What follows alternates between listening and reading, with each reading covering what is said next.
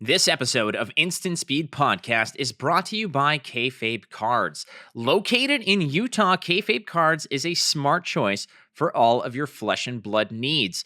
Prepare for the battles you'll face through the world of Wraith by gearing up at kayfabecards.com. That's KAYFABECARDS.com and get all of the cards shipped directly to your door.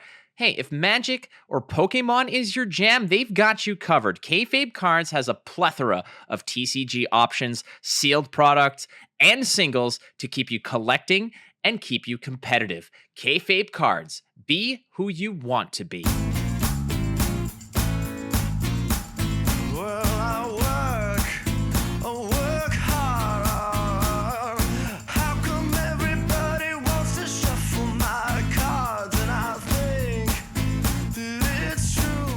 This is the Instant Speed Podcast. Flake's here for you for episode 73. And as always, it is brought to you by Kayfabe Cards. Our guest, Philip of Fabrary. Yes, that deck building tool and resource that you all love. He's here to talk about the future of it, what's going on with it, and just giving us the details of the harrowing time that is spoiler season. But before we do that, let's get to the facts, my friends. All right, so the Battle Hardened in Charlotte. I was there, I played in it, I got to talk to a lot of awesome people. It was won by Michael Fang. Is there any surprise? Fang took it on Oldham, and not to be outdone, Kid Wonderbread himself, Brody Spurlock, takes the follow-up tournament, the PTI tournament, with the same deck. So Oldham's still getting it done out there. How about Outsiders spoilers? They're out there. Some of the videos that we have seen have been impressive, much like this one from our very own Doa. He got to show us some cool stuff going through the dojo and doing the workout there. That is our good friend Doa, just taking it to the shadow boxing realm, searching for that dojo. Outsider spoiler videos have been incredible. It has been wonderful to see. This set is going to be incredible. I am very, very excited. So make sure that you're going to the pre-release events that are happening in a couple weeks. I think, I'm going to be at one on the 17th of March at Harry Tarantula. I'm very excited. I'm also going to be looking for more. So go to your events locator at fabtcg.com to find out where your March your Outsiders pre-release events are happening. All right, friends, one last thing is I do invite you to go check out our Patreon. Go to patreon.com/instantspeedpod. You can get early and ad-free access to the podcast, as well as some extra content like the unfiltered, unhinged, uncensored Go Again segment with our guest, where our guest is asked questions from the community. We go a little bit back and forth. It gets a little greasy. It's going to be a lot of fun. All right, our guest this week is Philip from Fabrary, and he joins us on Instant Speed. ISP is proudly supported by BCW Supplies. Yeah, all my cards, they fit snugly into a perfect fit, and then we slide them right into an Elite 2 sleeve. Those cards, hey, well, they're resting easy and protected in my Deck Vault 100. Ooh, it's a nice one. Well, all of my spiciest gems, well, they're on display in my Z Folio LX. Yeah, you could treat your collection with love by going to bcwsupplies.com. Use the code ISP10. Get 10% off all of your orders. Oh, yeah. And hey, maybe cards might not be your only thing. Are you into coins, comics? Maybe you want to show off your record collection? They've got you covered. Use the code ISP10 at checkout for 10% off your BCW Supplies purchases. BCW Supplies. Protect, store, display. The Instant Speed Podcast welcomes a very crucial member to the Flesh and Blood community. He is responsible for my favorite deck building site and collection management tool. That would be Fabrary. We welcome Philip Manwaring of Fabrary for the first time ever. We've crossed paths like just ships passing in the night, waving. We literally bumped shoulders and waved high, right?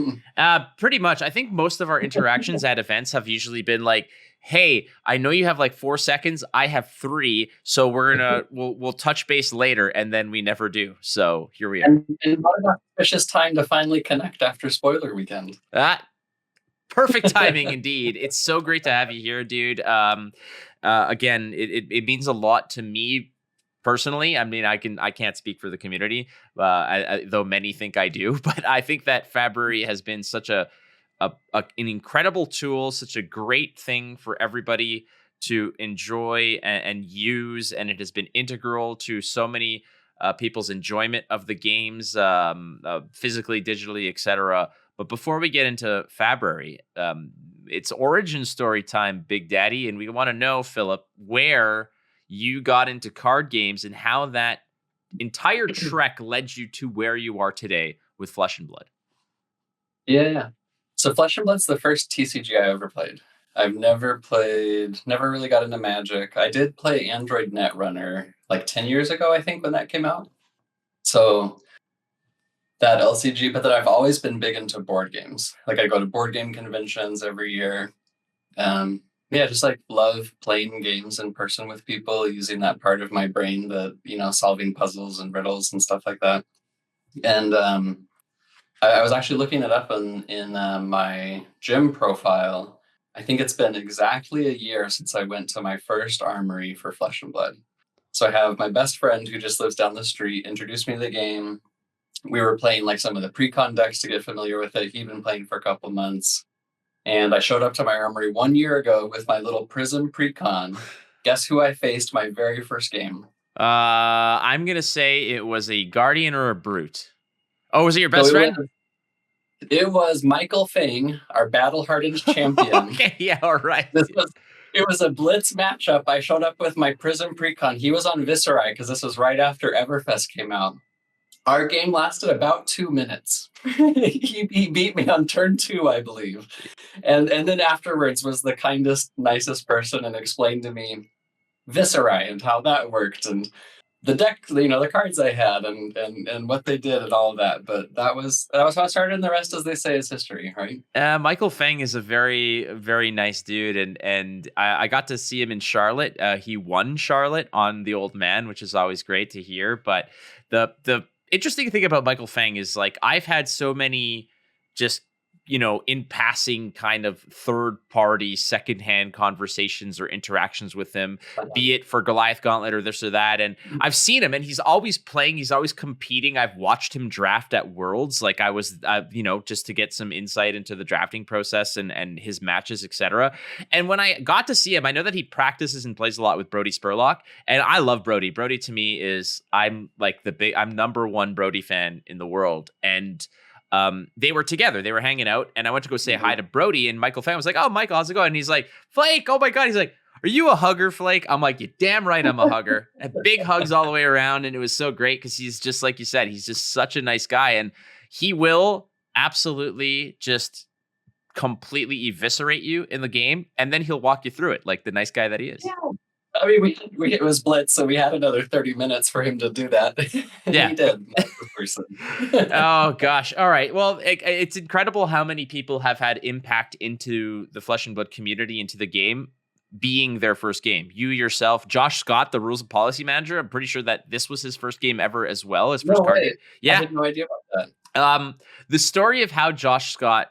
I'll give you the Cole's notes on it because if you go check out a past episode of Instant Speed where he was on it, he tells the whole story. But the very basic Cole's notes of it is that he came across the game. He had questions about the rules, went to, I think it was a calling, had a list of rules that he had questions about, asked James about those rules. James said, "What do you think?" And he came up with all of his solutions. And James was like, "Do you want to work for us?" And the rest was history. It's incredible how that happens. It's a pretty magical story. I'm not gonna lie. It's I don't want to say it's fairy tale-esque, but like you mentioned, you yourself doing Fabrary and such, and Josh Scott, like these are people who have never touched a card game prior to this, I suppose. And then suddenly it becomes their whole life. And this, I don't know to what degree this takes up your whole life, but Fabrary is a massive part of what I do on the day-to-day, be it just tweaking decks and theory crafting and whatever. But when did you specifically come up with the idea that you wanted to do something like Fabrary?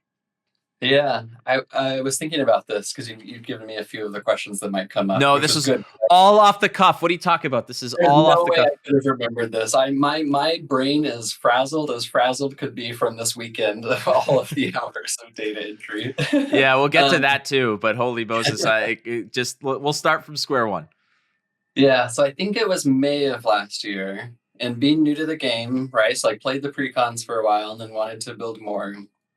And like everyone else at the shop had been playing for a lot longer, so I just like wanted to be able to search cards in different ways than the other sites let me, right? Like at the time you couldn't search for like fusible cards or like cards that could fuse off of things. There was no like, oh, this card references this card, makes it easy to like, click through all of them or whatever. So that's where Fabrary started. It was just like, I'll just like make a search page for cards, kind of just like for me and my friends as we were playing the game, right? Like pull it up on my phone at the armory or whatever and read. And then like kind of caught on with some of the people at the local shop, and like a few other people started using it. And I was like, hey, like I've never built a website before that other people use. Maybe like I've got ideas of like deck building stuff that I don't see out there, or like different things. Like maybe I'll just give it a shot. And it just kind of like incrementally grew from there. I never thought it would have taken off and been successful and people would use it. Like I truly just started off building something that like, oh, this will be fun and maybe I'll like learn something along the way. And then it just kind of like, yeah, it's been like looking back, if I'd known what it would turn into, I might not have done it. I think I would have been too afraid of like, I don't know, just like being not in the spotlight. I actually love not being in the spotlight, but like just something that I've made being so prevalent and so out there for people kind of still gives me a little bit of anxiety. No, you don't have to worry about it. No one listens to this podcast. This is purely for me. It's fascinating because you mentioned that you did this as kind of an aid for your own benefit, like specifically you and maybe your friends or whatnot, whereas you developed an entire app to help out in terms of shortcuts and just quick references. I think the only thing I've ever done to help myself is write "Don't forget your tunic, you doofus" in my like sideboard For notes. me, I get a giant dice for helping with that. Perfect. That is also definitely worthwhile. It's like just get a gigantic inflatable dice that you can just put in your backpack, and spend 40 minutes of your game clock blowing it up. And then when you hyperventilate and lose, you know why?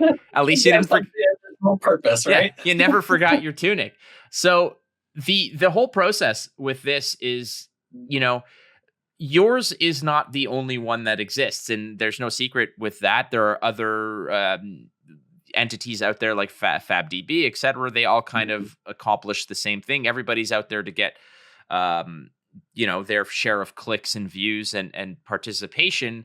For you, initially, where were you when you made this? Were you the timeline on this, and what was existing at the point where you're like, okay, this is something I want to do? What was already out there? Yeah, FabDB for sure. This is really bad. There was another website that was used that wasn't updated for Everfest that I kind of liked the deck building better on, but the name of it escapes me. It has since been abandoned. Like no more cards have been added to it. Pitchstone something or other. I don't recall. I honestly don't remember. I think that there's one that's like kind of like floating around in my brain, but Yeah, FabDB was the first one that I FabDB started was using. the big one. I started off using that one for sure. Right, that was like the preeminent, like the largest, most popular deck builder for sure.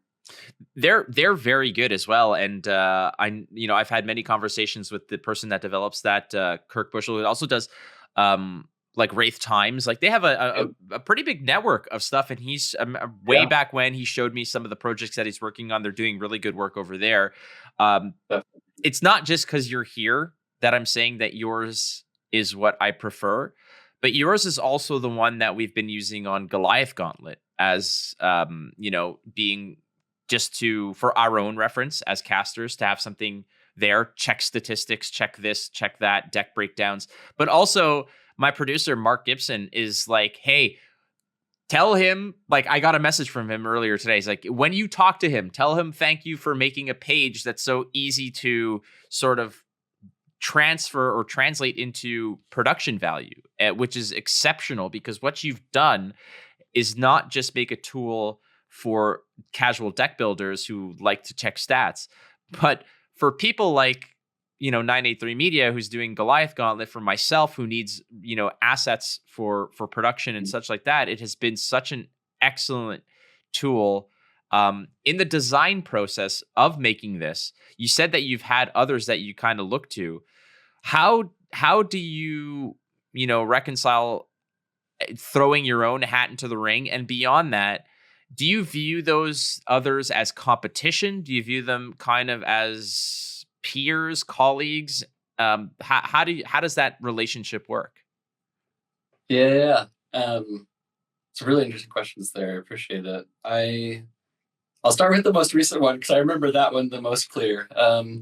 Like, I think it's awesome. I do think that in the short term, there's like the players that there are, so it's a little bit of like a sum zero probably to some degree. Like someone using Fabrary may not use FabDB and vice versa. But I think like looking at the growth of the game in the long term, like you look at the Magic space for comparison, right? Which I haven't worked with personally, but as I've built more deck building things, I also look there for inspiration, and people come to me with requests of things that exist on Magic. Like there's multiple varieties of deck builder tools that like focus on different things or have different things.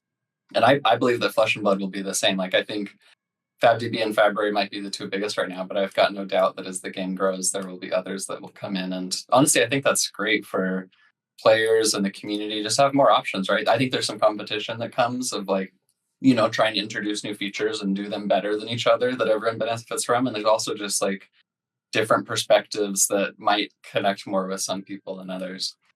It's a very Flesh and Blood-esque response that you gave, because in other card games, it's be like, no, screw everybody but me, kind of thing. And I like that because it's a nice reflection of what the community here in Flesh and Blood, for the most part, for 95% of it is that it's all, we're all rowing in the same direction, which is great. Nobody wants to be the anchor, and that's a wonderful mentality to have. I think that's the part, like I love the game, but that's the part, like the game's great. I like other card games and board games, not card games, so TCGs, but like other board games too.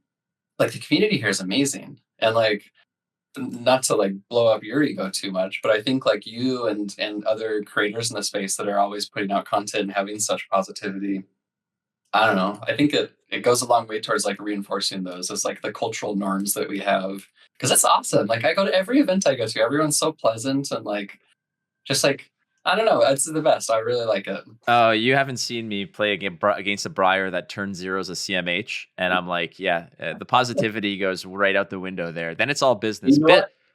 Inside of that 55-minute window, like all bets are off. But before and afterwards, I have no doubt that you're still the light. I appreciate that. Listen, I try my best to be a positive energy out there because there's so much negativity out there, and if I can just kind of absorb it, and at least give somebody a pleasant experience, because I know, like you said, I know that at some point somebody's going to be walking into an Oldham fatigue match that's going to ruin them or sour their experience. But I appreciate it. That's very kind of you to say, and it's not just me, and that's what the point I'm trying to get to is you're providing this service, this outlet, this tool or resource for players, and it doesn't cost anything. And that to me is, everything has a price, and I'm not immune to this because again, I have bills to pay, as do you, and we all do.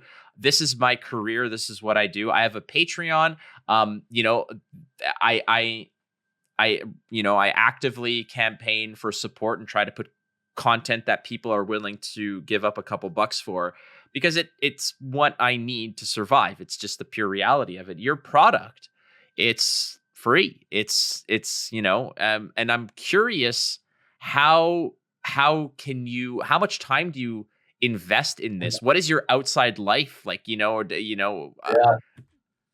It's a lot more narrow than it used to be. I'll tell you that. Like it takes a shit ton of time. Is cussing allowed here? Is cussing allowed here?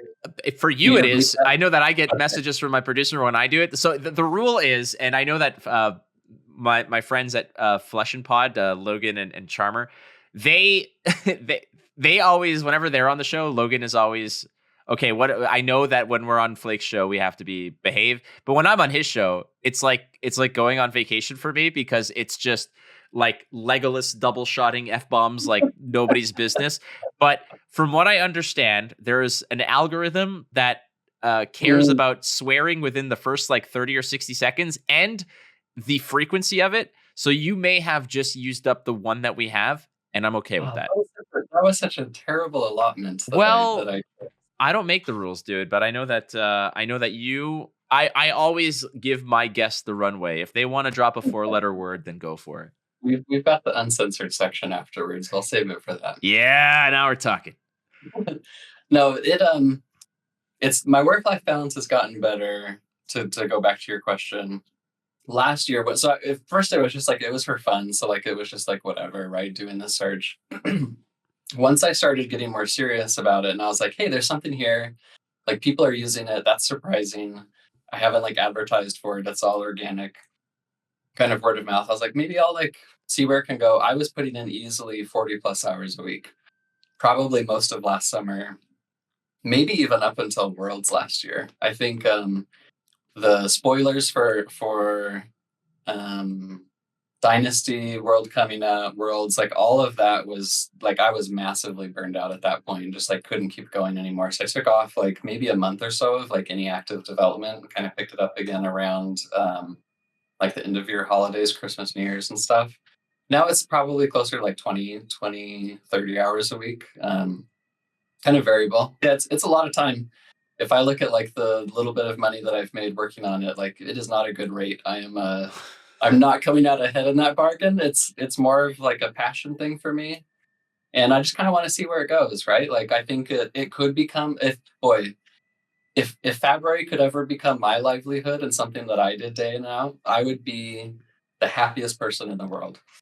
I Right. So like I don't know if Flesh and Blood is big enough to get there quickly, but like I'm just gonna keep like investing time and see where it goes. And like so far I haven't lost my passion for it. Like it's still just a blast to do. Okay, but 20 to 30 hours a week is, you know, that's like having an extra part-time job on top of it. And obviously, to you, it may not feel like a job, it's a passion project. But this is the Mhm. one thing that people oftentimes just completely forget. It's, you know, uh, and I'm going to use Outsiders as an example because Yeah.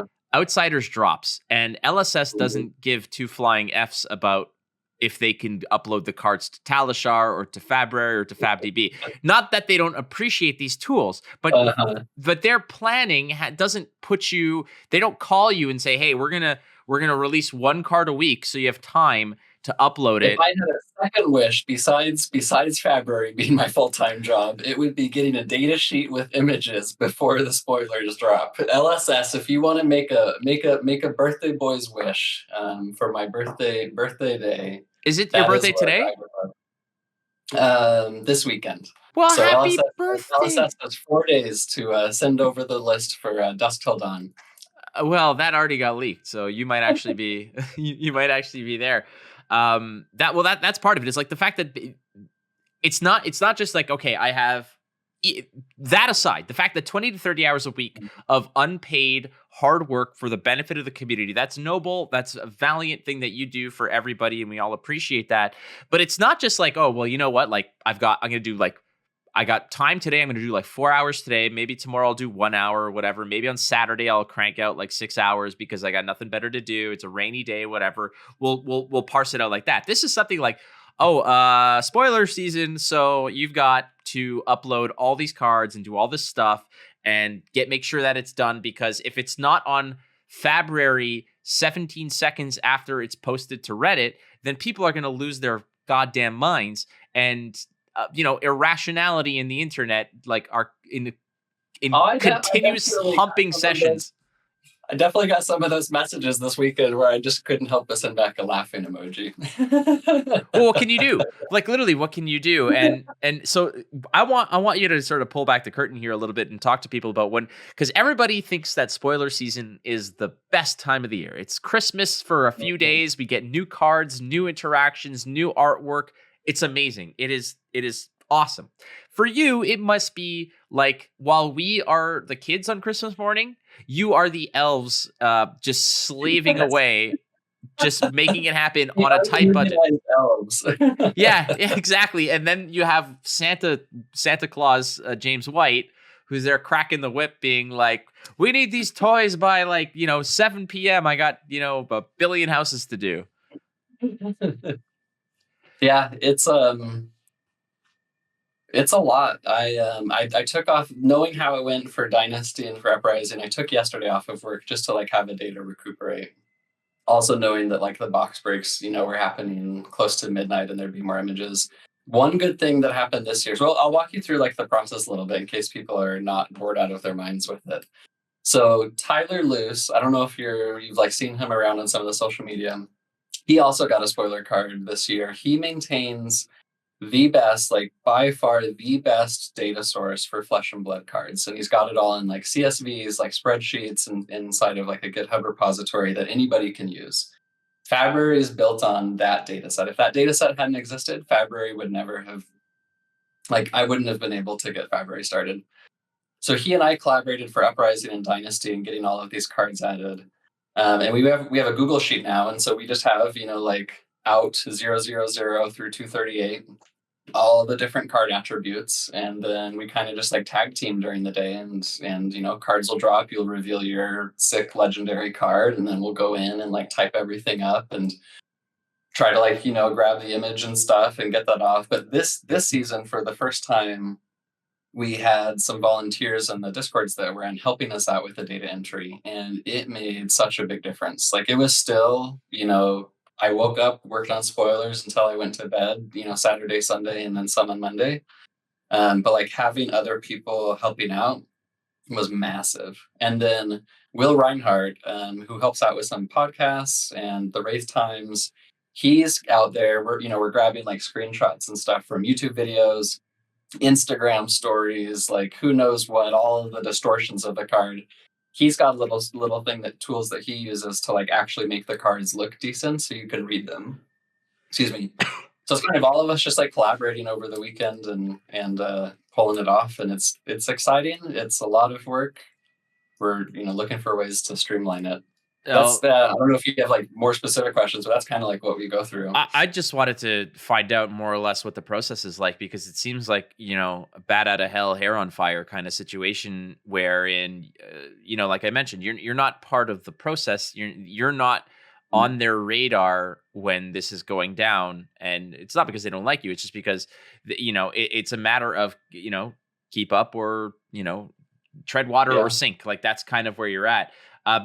Jim of Fab TCG Cards chimes in, says, it's not a question for Fabrary, but just want to thank him deeply for the incredible work rallying the spoiler releases and insta-posting the cards as they're spoiled. And I, like Jim, also want to thank you for that, because I'm so, I have a lot of friends in this community. I have a lot of people that I talk to about deck design, about this. One of them, just as a slight example, is my friend Mike Torek, aka Nick Bolas, around the Discords. I got to look at a lot of the Ranger stuff. He's a Ranger stan, like through and through.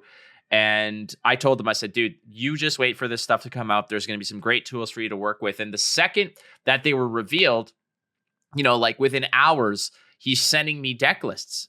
And I was like, how the hell did you get this stuff? I'm like, can you play it on Talishar? Can you do this? Can you like, where are these lists? He's like, oh yeah, Fabrary. It's all good. Check it out. I was like, how the hell are you getting this so soon? And then, and then it kind of dawns. I think there's behind the images and the search engine and everything are people and yourself who are going balls to the walls to get this done. And I think that you deserve, not just a spot on the show to talk about it, but like our immense thanks for getting this done. So thank you very much for people like us to have that outlet and like right on time, because you like you said, this is a passion project, and without that passion, we would not have an extra outlet to express our own passions as well. So thank you so much for that.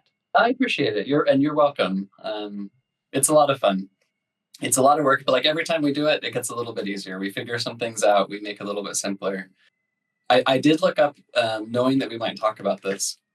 So with the deck lists, do you have a guess from Saturday until today how many decks have been created on Fabrary? This is cool. I like stats. So Saturday was So that was March. Saturday midnight Eastern time until like I guess it was probably like 8 o'clock today. All right, so Saturday, March 4th. We are recording this on March 7th. So in about, we'll say, a span of what, 72 to 96 hours. How many decks were created? Yeah. I'm gonna fathom a guess. I'm gonna say 15,000. Yeah, you were spot on actually. What? Really? Yeah. Oh my god. It was just under. It was like 14 or so. But yeah, there are a lot of decks that people like that is by far like there's not been a 3-day window in the history of Fabrary where there's been this many. It always kind of like peaks up around the spoiler time because people are so excited to try out the new cards and start brewing, right? And they want to see what's going on and they want to see like what they can do. It's awesome. I know that between the months of December and February, I think that I'm responsible for about 2,000 decks that were created and deleted in disgust as I was on my Oldham quest. But 15,000 decks over the span of 3 days. You can use versions, right? You could keep the deck, just version it away. Oh, okay. So of the 1,000 decks, I'll say that 800 of them are trial and error of me trying to actually version them and not knowing what the hell I'm doing. So yeah, we'll say 200 unique or so decks. But that, like, again, in the span of 72 hours, this is as much a reflection on your hard work and how people trust your outlet, your tool, Fabrary, and how much people love this game. Where the cards are out, people want to test things, and this leads me to the other element here, because people can kind of theory craft and put lists together on Microsoft Notepad, but they use your tool because obviously it offers more than just a list. It offers more robust understanding, breakdown, statistics. Can you talk a little bit about what your site, what Fabrary brings to the table, that if somebody was on the fence about trying it, be it casual, competitive to elite, why Fabrary is the place that they should go for those deck building needs? Yeah, no, I think it's a great question. I think the tab, I guess, on the deck building experience, right? So everything's kind of broken up into tabs, the different things that you can do. I'm most proud of the stats tab. Like that was one of the first ones that I built. That was where I started thinking about deck building, and I was like, hey, I think there's something here. Other sites have like the pitch count of like your different pitches, your costs, your powers, whatever. And I was like, I feel like there's a lot more information that people can use. mainly I gathered this again, like I worked on this when I was still very new to the game, and I'm by no means like an elite player or even a particularly good one.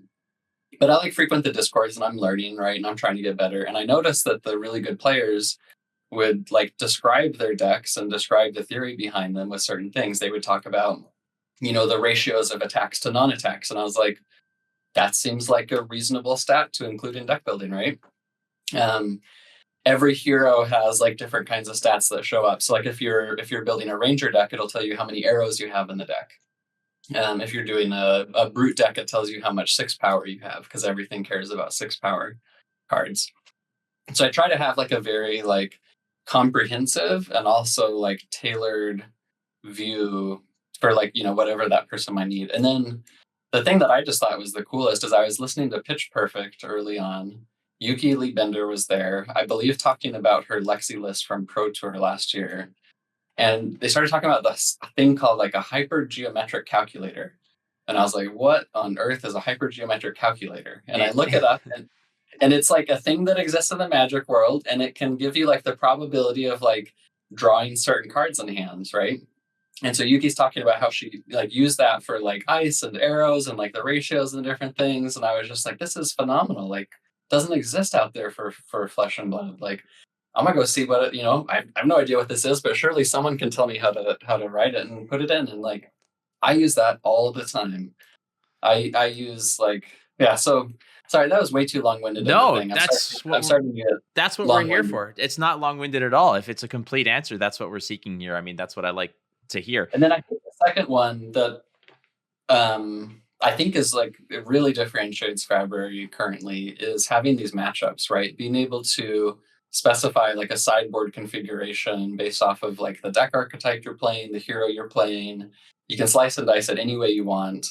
Um, preloads it on Talishar if you want that. You can print it off with your deck registration sheet so that you can take a little piece of paper that has all of your matchups, and you can. And I know, like I didn't know of this, but I guess there's sort of a divide in the community of TCGs of like, do you want your sideboard to count down from all of your cards, or do you want it to count up from like a base deck?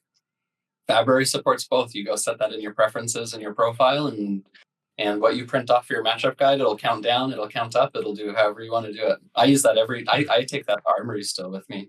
My favorite little aspect is, when I finally settle on a deck list that I'm very comfortable with, and like, maybe there's one or two little things that I want to tweak in or out or test, but the matchup stats and your results page of, okay, here's how many games you've played, your win-loss ratios, etc. Now, win rate percentage is the biggest clickbait garbage in the world. Yes, it is. Like, let's get I love when people are posting is high win percentage decks.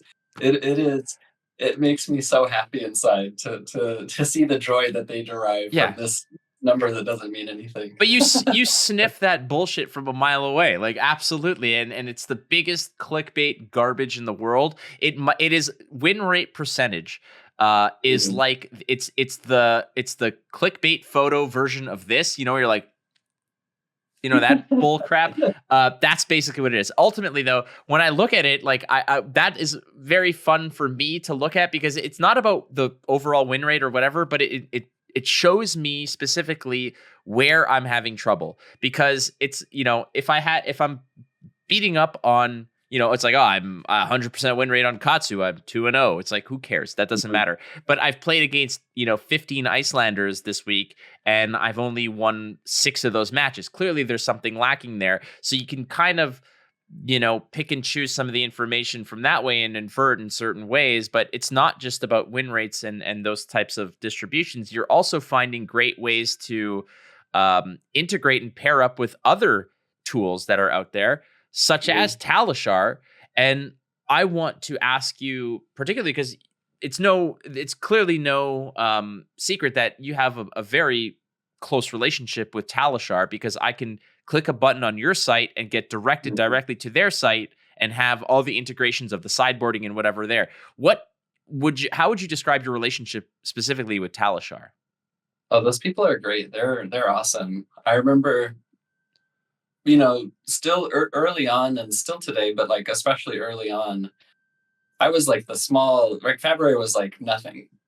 Right. Very little usage, very little traffic. And so I was looking for opportunities to differentiate and to like stand out differently. And it wasn't just going to be by copying features of things. It was like I still needed to build up to feature parity, but it was also like, hey, what are some things I can do different that aren't being offered by them? I'm putting in a lot more time working on these things. So maybe I can find ways to like accelerate a little bit. So I reached out to Nate.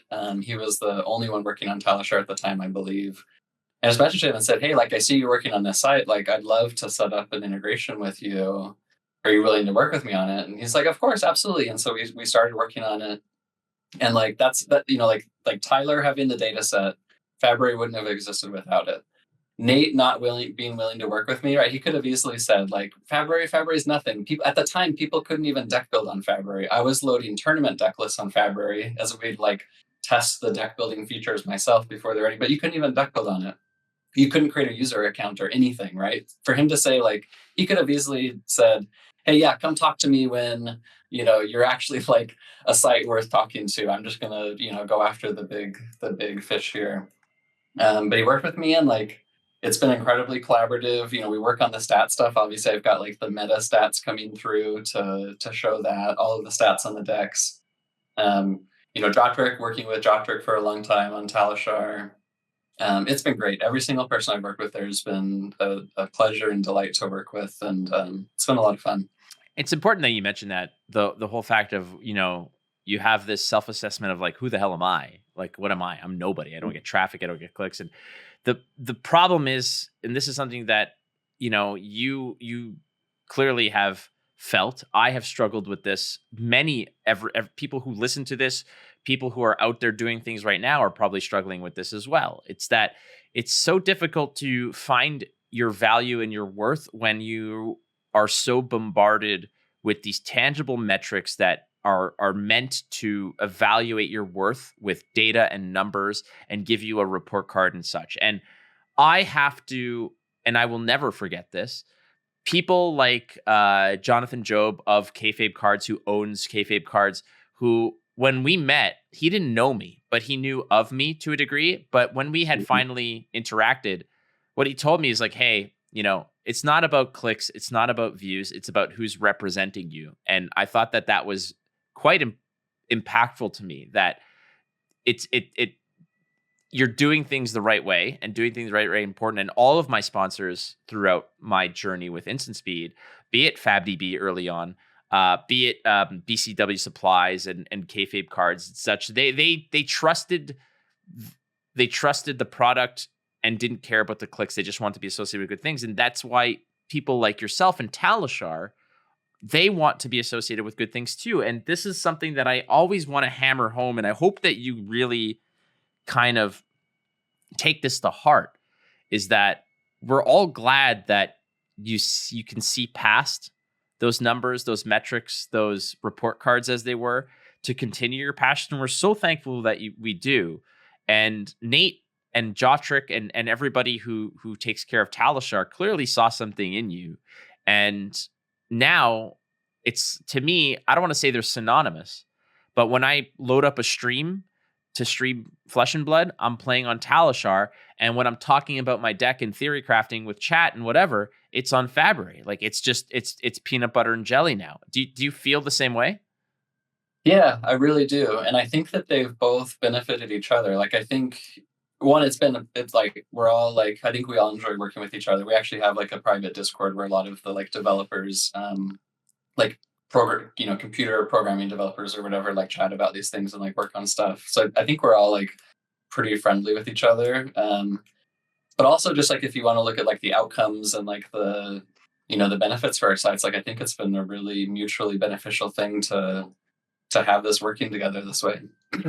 So this always comes back to it, because at a certain point, chasing your passions and chasing your dreams, you have to sort of set yourself up where it's not always profitable. And in many times it costs money to do things. Like, let's just get real, because I'm sure that you have operating expenses, and I don't know where your income comes from. The question that I wrote down obviously is so bogus now when I said, is this profitable? And I'm guessing it's not, because not by any reasonable metric if once you factor in the people hours. So that I'll share where I make the money from. So right now there's a bit that comes in from Patreon that covers most of, so actually, let me take another step back. So where do my costs come from besides obviously my labor that I'm giving away for free, essentially? Hey, exposure, baby. It just pays the bills. Yeah, I know. That's right. I'm in it for the clout. There's like server costs, right? Like having the domain name. A month or so ago, I worked with a designer who created like the lovely logo that I'm so happy with that's on the site. Like paid them to work on that. I'm actually like putting some of the money back into like stickers and sleeves and play matches to like give out to events and stuff that I go to. Yeah, like it's a decent amount of money. It's very doable. Like I think the Patreon covers most, if not all, of those operating expenses of the website itself. And then the other place where I make money is on TCGP affiliate links, right? So if you're looking at cards, you're looking at decks and being able to buy them, they and you go and check out, like some percentage of that comes back to Fabrary. And that's the money that I've used for like the designer and some of these other things. So I think, yeah, definitely not like particularly profitable. My goal, which I think I've gotten to this year just from like more people using the site, especially TCG Player, I think at this point Fabrary will buy me a case every release, right? Which I'm like pretty happy about. Like that's not nothing. And I think, longer term, I haven't focused on monetizing anything yet. I don't plan to. Like if there was something that like sort of motivated me to make the site early on, it was like, hey, I want to do something doesn't have any paywalls, doesn't have any like gates for things like that. So whatever the future holds, like it's definitely not going to be like paywall in features, but there's no ads right now.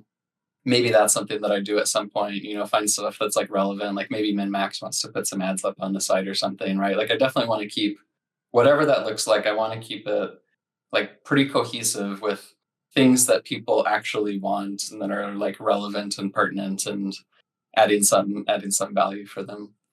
Well, you've done an excellent job as of now, and I think it's important to also be transparent of, like you said, where does the money go? Where does it come from? Things like that.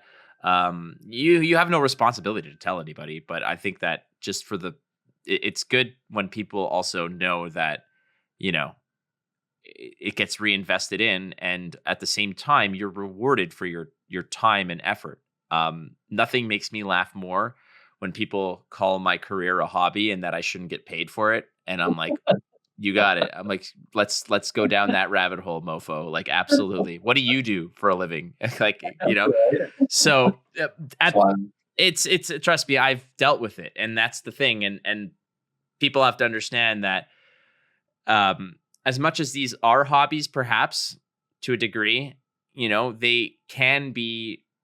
You can kind of parlay them into an actual career, which I hope for you does happen, because your product is amazing and it's great. And um, from its infancy, from my like, I'll be completely transparent. Like, when I first saw it as an alternative, I did not use it. I chose not to Yeah. use it.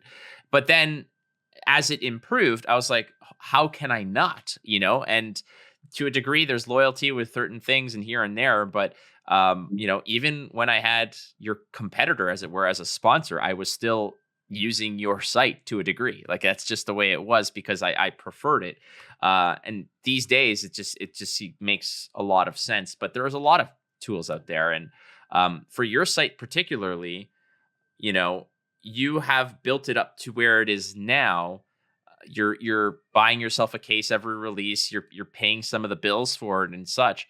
What to you is the ideal place for Fabrary to be? And you might say, I want a Tesla level income, and I want to base on the moon. Like, no, that's not what we're talking about. Let's Yeah. let's say by the end of the year, December 31st rolls around, you look at you look back on where you're at, you evaluate where Fabrary is at. Where to you are you going to be happy and say, I put in some great work, and this is, I've achieved every goal I've had for this platform this year. What does that look like? Yeah, like I said, my long-term goal would be to find a way to work on this full time and have it pay the bills. Like that would be I'm not sure what kind of time horizons are reasonable for that. So let's put that one aside, because I don't want to make goals for myself that like, or think about things that maybe have some aspect of being outside of my control. Like I think December comes around, so it'll be after Worlds, right? There'll have been a new set released. Um like as cliche as it is, like I just like this isn't really answering your question, I think, the way that you intended, so we can like go back to it. But like when I think about like what will make me happy with February, it's like if I can go to more events this year, going to Baltimore, going to Worlds in Europe, going to some callings, and meeting people and sitting around people. And by then I'll have like a Fabrary playmat and sleeves and stuff. And so people might recognize me as like the Fabrary person. And then having people share like how much they enjoy using the site and like how it's helped them build decks or whatever. Like that gratific like that I don't know, like that's been my favorite part of this journey so far. Like, yeah, it's fun to see people use the site, but like what's really fun is like going to those in-person events and then having people like, oh, you're the person that works on Fabrary, right? Like sick, like fist bumps, like really appreciate what you've done. And then tell me all the things that they want to be better, which I also love. It's like, yeah, I don't know. I think that's where I'll feel most satisfied at the end of the year, is like continuing to have those kinds of experiences. Yeah, when you sort of poke me and you're like, "Hey, if you have ideas that you'd like to see," I'm like, "I'm a complete doofus. I'm an idiot. You do not. I like. The worst part for me is like I have ideas. Like I'll be doing something. As much as I play during the day, like I'll stream the game 3-4 hours a day, and then in the evenings, honestly, like when I'm waiting for Ted and Grace to be ready to play some Overwatch, like late in the evenings, if I have like an hour to kill, I'll fire up Fabrary and then play some Talishar, and that's when all my ideas come. And I'm like, oh, it'd be really cool if this, and then You gotta send me those. You gotta send me I those. should write them down. But Philip, I'm an idiot. I don't know how many times I have to tell you this. Instead of a stream of consciousness, get like a voice memo recorder, pop out your phone and be like, Flake logs 0900. Yeah. All right. Idea: a drive-through barber. Okay. Next idea, and that's like because that would be it. You'd have to honestly parse through some stupid shit like that. You're doing this late at night. I can wake up in the morning and there's my backlog for the day. That's what I work on. Man, yeah, that would see. I guess that can work out. All right, well, here's one. This is one thing that bothers me about when I'm building a site and it's building a deck, and it's not just your site. It's probably most of them. I see the card that I have there. There's 2 copies. I want a third. I can't just click +1 or -1. I can shift it to the. You gotta click from where it comes from, right? And I have to go search it up if I want to add it. So that is my contribution to Fabrary's success in 2023 is the implementation of that at some point. We will both look back in December and be like, this was the make or break moment. This changed the trajectory of everything. When you have your spaceship on the way to Mars, riding shotgun with Elon Musk, talking about all kinds of dumb stuff. Absolutely not. The first part, yes. The second part, no. Perfect. Yeah. You could tell him that he can come, and then you could beat him to the punch. Absolutely. You'll wave by, and it'll be like another spaceship of Elon Musk and Jeff Bezos, and you're just like, yeah, you just keep going. We can gesture it, just not say it. Got it. Yeah. Gesture it, don't say it. That can work. Yeah. No, honestly, I'm just very thankful for having it as a tool and such. And trust me, I want to be more involved. I do. I've actually had conversations with certain people saying like, how can we get Fabrary's tires pumped a little? We could talk about this a little bit afterwards offline, but I always tell people I can't promise anything fast. I'm a 1-person operation working on the site, and a lot of it's new to me and I'm learning. Can't promise anything fast, but I feel like my track record's pretty good for getting it done at some point. So do you ever worry that monetizing something like this is almost like betraying what the spirit of what this was at the beginning? Like that become like when I created a Patreon, I felt like I was just selling out, and I understand that that's just kind of the norm to a degree. Wash the money off because it's like there's so much of it, man. Oh boy, I don't get the store brand ramen noodles. I get Mr. Noodle now. Okay, and if I have like 10 more Patreon subscribers, I can maybe get Dr. Noodle, which is even above rate. So must be a Canadian thing. Did you have trouble or do you ever have like issues when it comes down to those discussions about actually monetizing it? You started a Patreon and like those are the basic steps, but is there any inner turmoil or inner monologue saying, hey, don't do this? Like you've done this for free more or less up to now, like what is that conversation like in your head? Absolutely. It is deeply uncomfortable to like not talk about it's fine, but like going through the actions of like you said, like setting up a Patreon, requesting. The reason I set up the Patreon initially was I was just having some like low level like panic attacks or anxiety where I was just like, oh my gosh, the site's taking off. Like what's going to happen? How much am I going to have to spend on it? And so doing the Patreon initially, like it didn't cover anything, but it was more just like, oh, hey, like, look, like some people were willing to pay out or pay to support it. They get early access in return. I haven't, prioritized working on like Patreon exclusives or anything. And just seeing that people responded to that and were like, hey, yeah, we'll give like a, coffee a month or whatever. I was like, that just like calmed my nerves. So like more so even than from like a financial perspective, that just made me feel like, okay, like this will work out. I can find a way to like, have this work. And I was like, I realized quickly, I was like, I don't want to be in a situation where I'm giving away my time and my money for free to the community. Like, let's just have it be the time part of it. Right. Sorry, I'm getting a little lost here, but there are like, I haven't done ads yet. That's sort of like something that I'm not super happy to do. I'm not like gunning to do it right now, but I do think that at some point like ads could come, like I said, if I can figure out a way to like keep them like very specific to the game. What I really don't ever want to do, and unless it is put something behind a paywall. right? That just like rubs me a little bit the wrong way. This idea that like you have to pay to get like the features developed. You did the work. Like there's no extra work for the feature. Let people use it. The only exception I would make to that is if the feature was just like so computationally intensive that there was an ongoing like server cost or something like that, then I would absolutely put something like that behind a paywall where it's just like financially I can't provide this feature unless there's, someone paying for it. Um, if I do go down the path more of monetization, I'd like to, yeah, like figure out like, I don't know. I think there's a lot of options. I think there's a lot of people working in the space and like doing different things, right? Running events and all sorts of other things going on. And I think I'm not scrambling to find those areas to monetize, but I look ahead, right? Again, if my long-term goal is like to be able to work on it, I'm like, I feel like there's a range of things that could lead to that as an outcome at some point in the future. And so I'm right now, I'm more just comfortable knowing that those exist. And I'm sure that like over time, some of them will become more clear to me as like, this is the right way to move forward, or like, this is the whatever way. So I'm not in a rush to get there, but it is nice knowing that, hey, there could be something on the other side of this where, there is some compensation for like all of the time that I'm spending on it, and some maybe, pie in the sky a way for me to actually do this as a living.